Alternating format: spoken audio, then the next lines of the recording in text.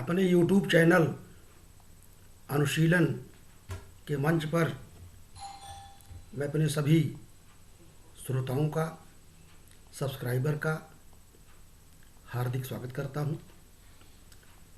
और आज एक बड़े महत्वपूर्ण विषय पर कुछ परिचर्चा करना चाहेंगे।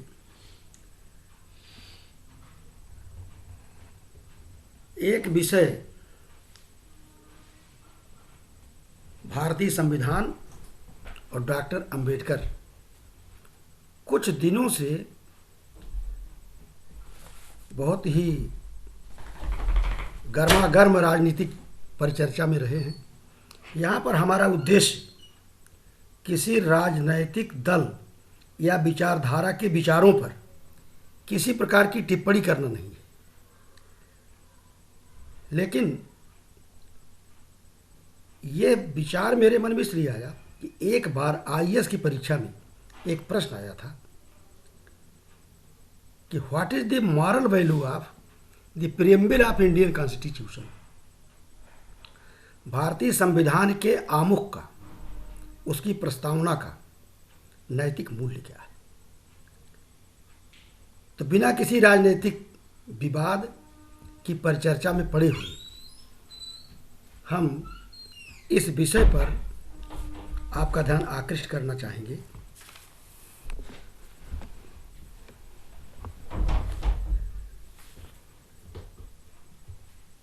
संविधान का मुख्य प्रयोजन, लक्ष्य और मूल भावना भारतीय संविधान के प्रीएम्बल या क्या कहेंगे उसको उद्देशिका में ही स्पष्ट कर दी गई है। हमें जानते हैं कि संविधान में समय समय पर संशोधन भी होते रहे हैं। देश काल और परिस्थिति के अनुसार संविधान में संशोधन किए जाने का प्राविधान स्वयं संविधान में ही दिया गया है। दलगत विचारधाराओं को लेकर के एक लोकतांत्रिक व्यवस्था में मतभेद होना, एक दूसरे की आलोचना प्रत्यालोचना करना स्वाभाविक है और यह लोकतंत्र की खूबसूरती भी है। This is the beauty of democracy. बौद्धिक सहनशीलता, अपने विरोधी विचारों के प्रति सहिष्णुता और सम्मान का भाव, ये लोकतंत्र की नींव है। लेकिन इस आलोचना, प्रत्यालोचना, विवाद और मतभेद को शत्रु भाव से देखना अविवेकपूर्ण होगा।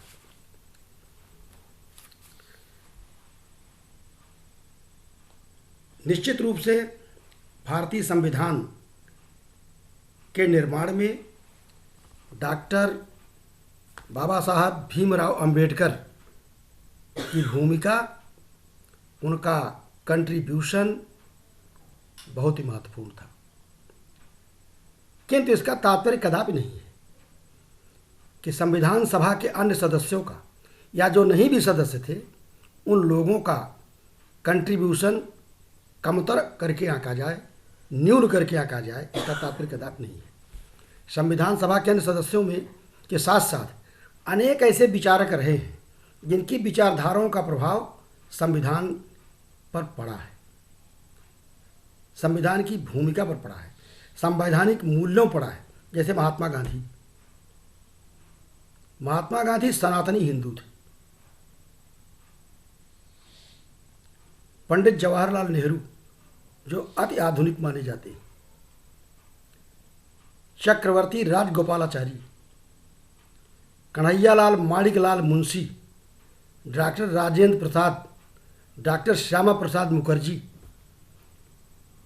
पंडित मदन मोहन मालवीय, ऐसे अनेक स्वनामधन्य विचारक और मनीषी रहे हैं जिनकी विचारधारा का प्रभाव, जिनके विचारों का प्रभाव, जिनके सुझावों का प्रभाव भारतीय संविधान पर पड़ा है। डॉक्टर अंबेडकर और महात्मा गांधी ये दो ऐसे महान विचारक रहे हैं जो आधुनिकता से भी प्रभावित थे। आप ये जानते हैं कि महात्मा गांधी की शिक्षा विलायत में हुई थी, लंदन में हुई थी। डॉक्टर भीमराव अंबेडकर भी विदेश में, इंग्लैंड, अमेरिका, अनेक देशों की यात्रा किया और संविधान अर्थशास्त्र आदि विषयों पर काफ़ी चिंतन मनन किया, रिसर्च किया।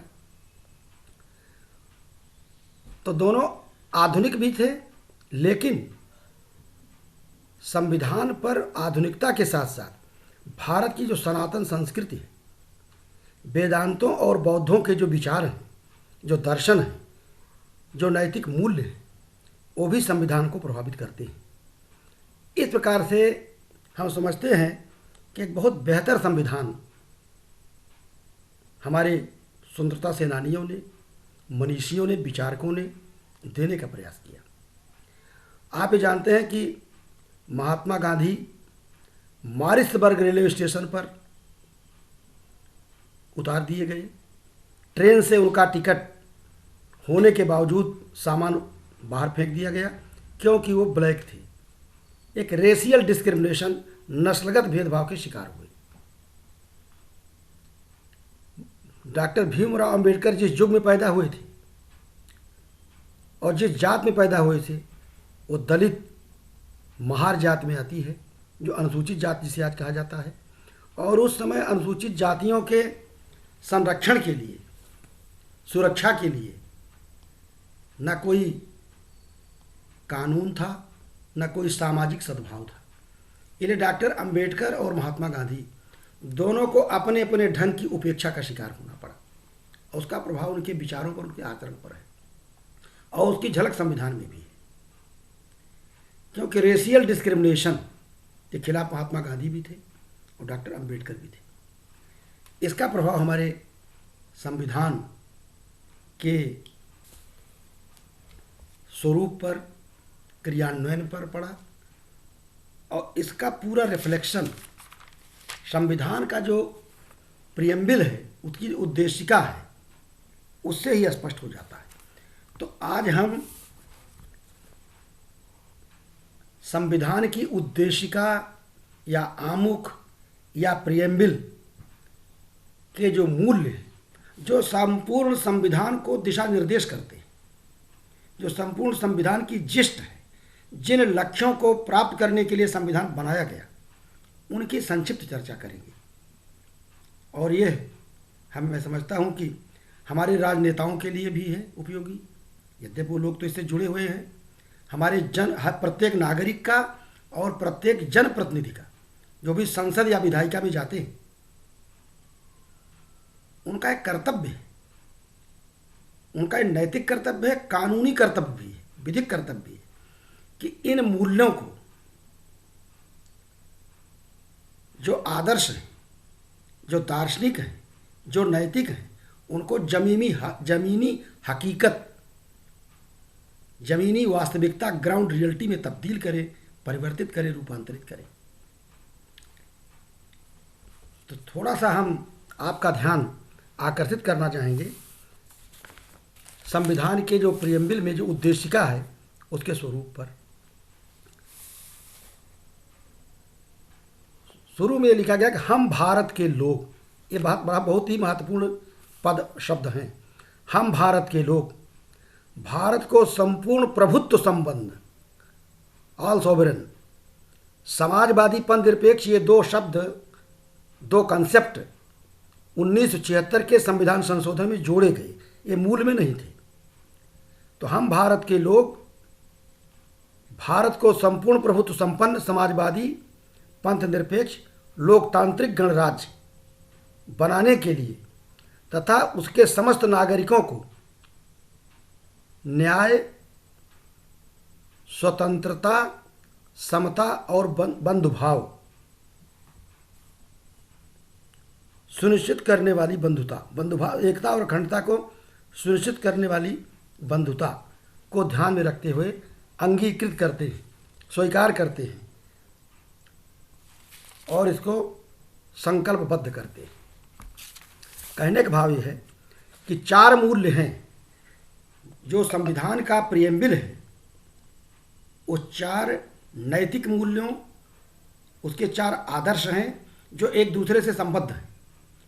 उनको जमीनी हकीकत में बदलने के लिए, जन कल्याण के लिए, एक लोक कल्याणकारी लोकतांत्रिक गणराज्य की स्थापना के लिए इन 4 मूल्यों को स्वीकार किया गया, जिसमें पहला है न्याय। न्याय के 3 आयाम हैं: सामाजिक, आर्थिक और राजनीतिक न्याय, socio economic and political justice. सामाजिक दृष्टि से हम ये भी स्पष्ट कर चुके हैं कि डॉक्टर अंबेडकर और महात्मा गांधी दोनों ही एक प्रकार से सामाजिक, गांधी जी रेशियल डिस्क्रिमिनेशन जो अपार्थाइड साउथ अफ्रीका में थी उसके शिकार हुए, और डॉक्टर अंबेडकर भारतीय समाज में जो उस समय छुआछूत की कुप्रथा थी, जो दलितों के प्रति उपेक्षा का भाव था, उसके शिकार हुए। तो अन्य लोग इसके शिकार न हों, इसलिए उन्होंने सभी प्रकार के अन्याय को दूर करने के लिए सामाजिक न्याय की बात किया। किसी प्रकार का जातिगत, लिंगगत, जेंडर, कास्ट, क्रीड, रिलीजन, भाषा, रीजन यानी क्षेत्र के आधार पर किसी प्रकार का भेदभाव न किया जाए, तभी सामाजिक न्याय की स्थापना हो सकती है। इसी प्रकार आर्थिक न्याय,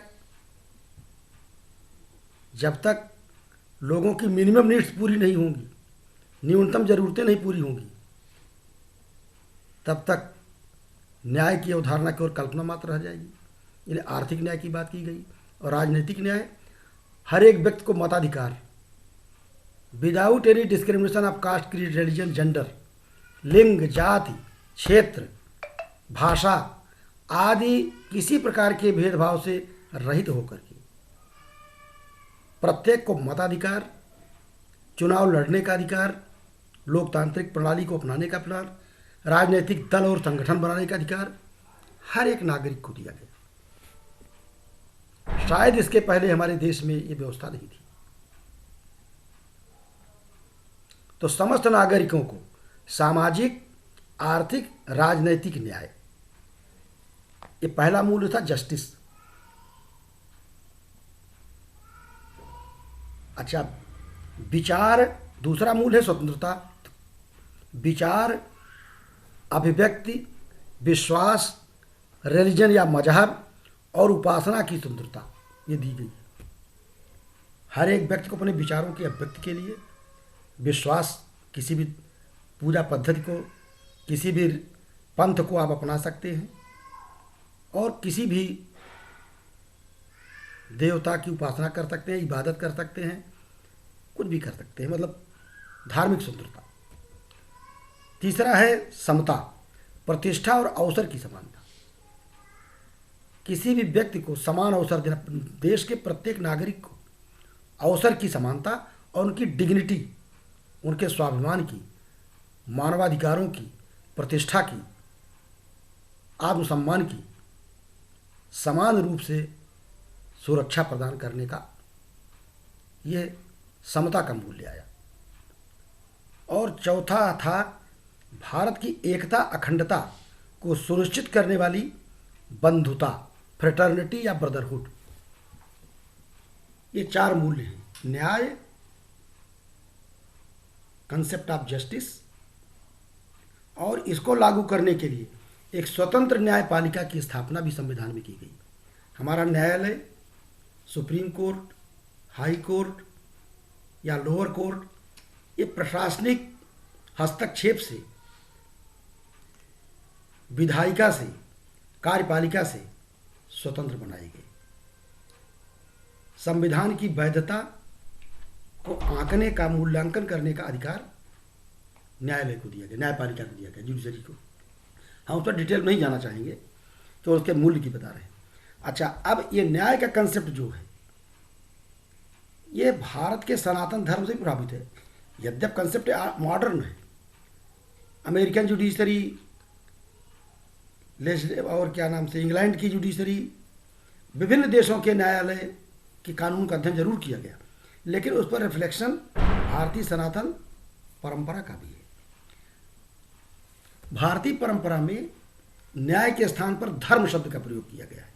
यहाँ धर्म का तात्पर्य रिलीजन नहीं है, मत और मजहब नहीं है, ये एक प्रकार से नैतिक मूल्यों का मानदंड है, मॉरलिटी का स्टैंडर्ड है और संस्थागतशील और नैतिकता के मानक के रूप में धर्म का प्रयोग किया गया। और कहा गया कि धर्म के नियंत्रण में अर्थ और काम का उपभोग लोक कल्याणकारी होता है। तो आज जस्टिस की क्या बात है? जस्टिस का तात्पर्य है कानून के नैतिक मूल्यों के नियंत्रण में ही आर्थिक नीतियां बननी चाहिए और मैरिज संस्थाई विवाह का नियम, चाहे वो हिंदू अधिनियम हो चाहे मुस्लिम अधिनियम हो, सबके अपने विवाह के नियम कानून परंपराओं पर आधारित हैं, वो बनाई गई।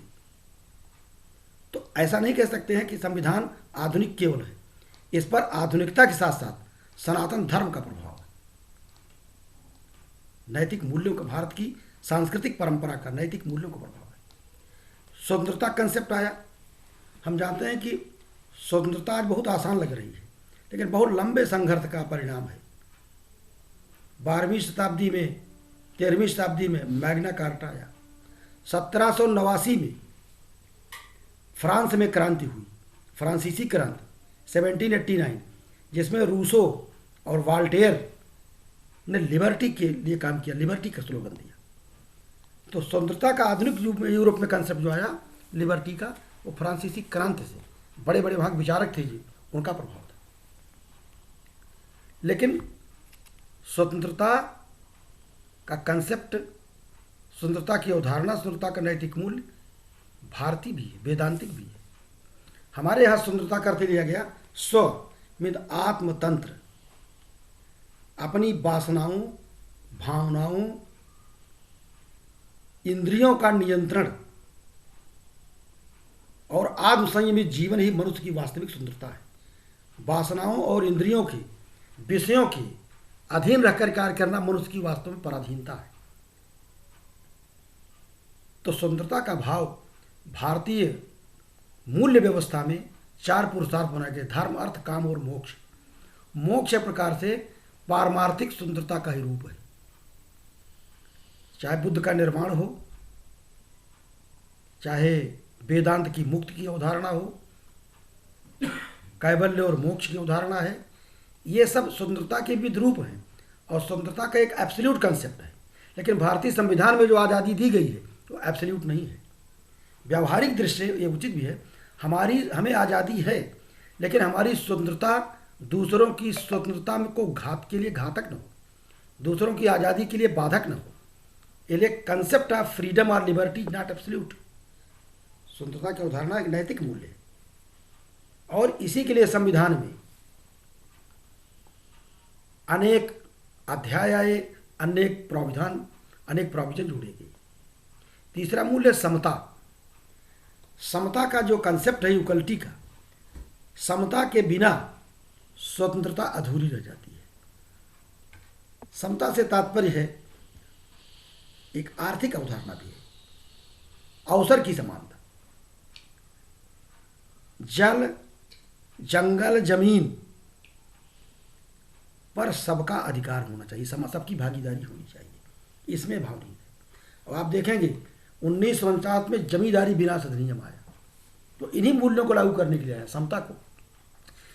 बड़े बड़े जमींदारों के पास सैकड़ों बीघे जमीन है, बहुत बड़े पूंजीपतियों के पास असीम संपत्ति है, और कुछ लोगों के पास जो भूमिहीन है उनके पास कुछ नहीं है। रूस की बोल्शेविक क्रांति हुई 1917 में, जो रक्त रंजित क्रांति, खूनी क्रांति। लेकिन भारत में समता की जो क्रांति आई वो रक्त रंजित नहीं रही, वहाँ पर हिंसा का स्थान नहीं दिया गया। क्यों? कि पूंजीपतियों को मार देने से जो एक कुशल स्किल्ड प्रबंध तंत्र है, मैनेजमेंट है, वो खत्म हो जाएगा। इसलिए उनको कन्विंस करिए। गांधी जी का ट्रस्टीशिप के सिद्धांत का प्रभाव है, लोकतांत्रिक तरीके से लोगों को समझा बुझा करके भूमिहीनों को जमीन दी जाए। और इसके लिए आप सब परिचित हैं, विनोबा का भूदान आंदोलन, भूदान, अन्नदान आंदोलन चलाया गया और लोगों को गांधी जी ने ट्रस्टीशिप का सिद्धांत दिया। भारतीय परंपरा में अपरिग्रह का दर्शन है, अपरिग्रह का सिद्धांत। इन मूल्यों का प्रभाव भारतीय सनातन मूल्यों का के प्रभाव के कारण समता का मूल्य बोल्शेविक क्रांति से जरूर आया आधुनिक युग में, लेकिन भारतीय परंपरा ने, भारत के नैतिक परंपरा ने उसको हिंसा में तब्दील नहीं होने दिया।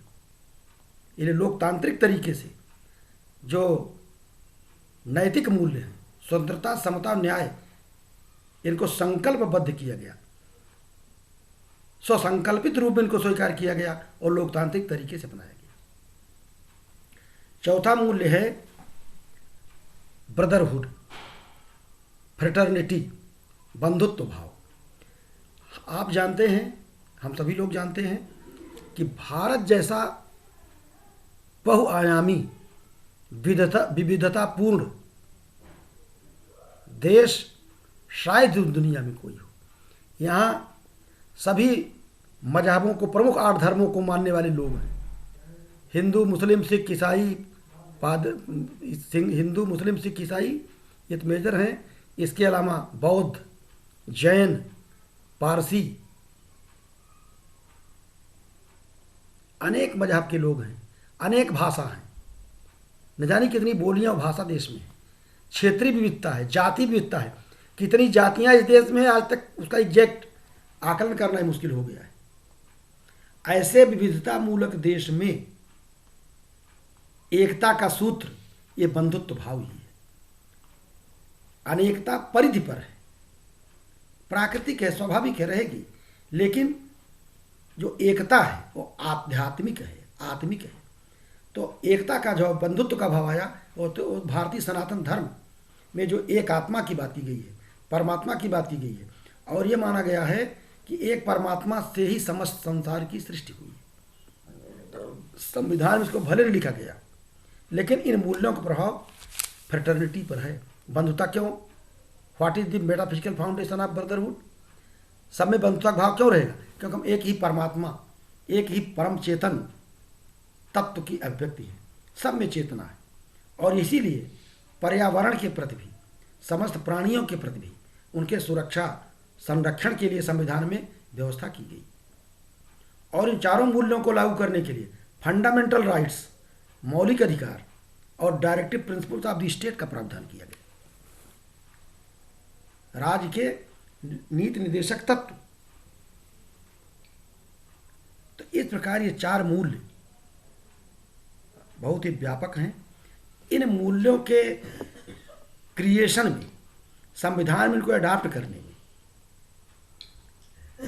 आधुनिक विज्ञान, तकनीकी और विश्व में होने वाले राजनीतिक आंदोलन, चाहे फ्रांसीसी क्रांति हो, बोल्शेविक क्रांति हो, और उसके साथ साथ भारत का जो सनातन धर्म है, जो वेदांतियों और बौद्धों के मत हैं, उन्होंने भी हमारी मूल्य व्यवस्था को प्रभावित किया। डॉक्टर भीमराव अंबेडकर ने 26 नवंबर 1949 को,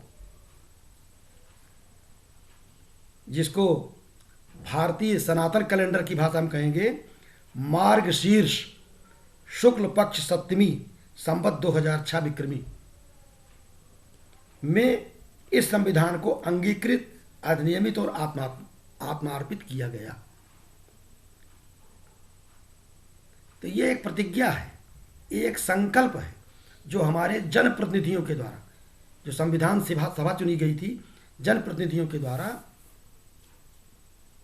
आज से 75 वर्ष पूर्व इसे स्वीकार किया गया था। यहाँ पर भी देखिए, हमने इंग्लिश कैलेंडर, जो अंतर्राष्ट्रीय कैलेंडर है, 26 नवंबर 1949, इसके साथ साथ भारतीय सनातन कैलेंडर मार्गशीर्ष शुक्ल पक्ष सप्तमी संवत 2006 विक्रमी, इसका भी उल्लेख संविधान में है। जो मूल संविधान था उस पर नंदलाल बसु ने अनेक चित्रों का चित्रांकन किया था, जो भारतीय संस्कृति को रिफ्लेक्ट करते हैं। हर एक अध्याय में कुछ न कुछ भारतीय सांस्कृतिक व्यवस्था का, सांस्कृतिक मूल्यों को रिफ्लेक्ट करने वाले चित्रों का अंकन किया गया, और बड़ी मेहनत से उन्होंने बनाया।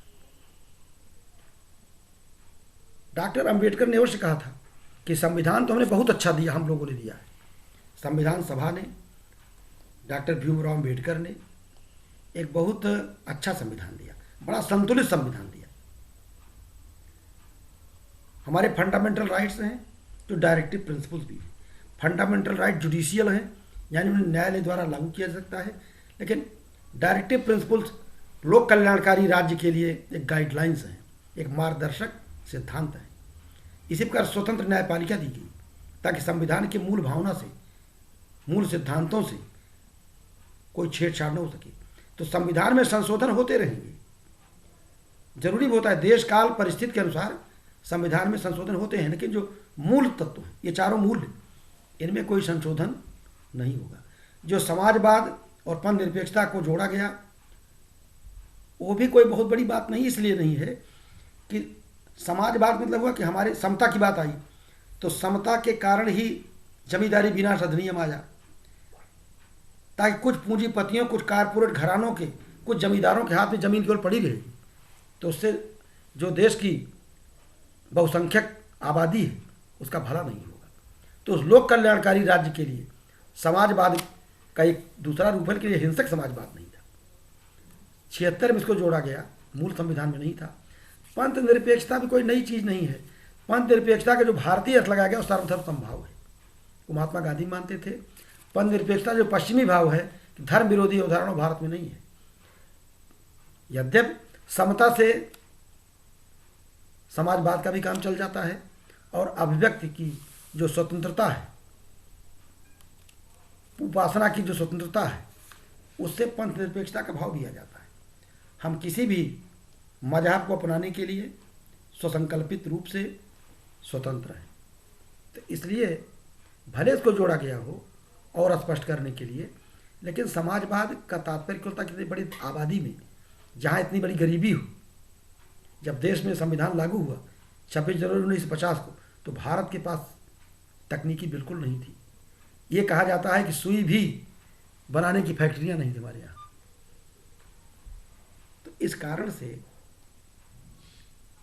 इतना अच्छा संविधान बनाया गया। लेकिन डॉक्टर अम्बेडकर ने कहा, एक वक्तव्य में कहा कि हम चाहे जितना अच्छा संविधान बना दें, इसका लोक कल्याणकारी होना जनप्रतिनिधियों के चरित्र पर, आचरण पर, और उसके साथ साथ जो उसको चलाने वाली एजेंसी है, ब्यूरोक्रेसी है, नौकरशाही है, उसके डायनेमिक, उसकी गतिशीलता पर, उसके चरित्र पर, उसके नैतिक आचरण पर डिपेंड करेगा।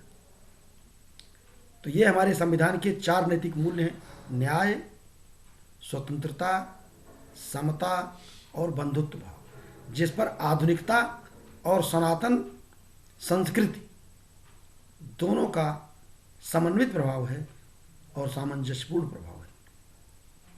ये एक प्रश्न हमारे सभी वर्गों के लोग, चाहे वह अध्यापक हों, चाहे विद्यार्थी हों, प्रतियोगी परीक्षाओं में भाग लेने वाले लोग हों, उन सब के लिए बहुत उपयोगी है। इन्हीं शब्दों के साथ जो लोग इस चैनल के सब्सक्राइबर हैं या श्रोता हैं, उनके प्रति हम सद्भाव रखते हुए अपनी वाणी को विराम देते हैं।